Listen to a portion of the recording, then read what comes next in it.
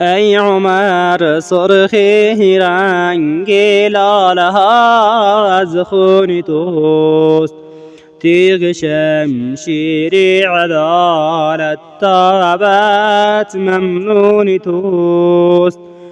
ای عمر سرخی رنگ لاله ها از خون توست، تیغ شمشیر عدالت تا ابد ممنون توست.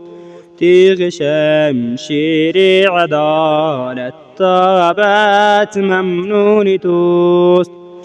شام تاریکی به شهر را نور باران کرده ای، عالمی زرد و خزان را نوبهاران کرده ای.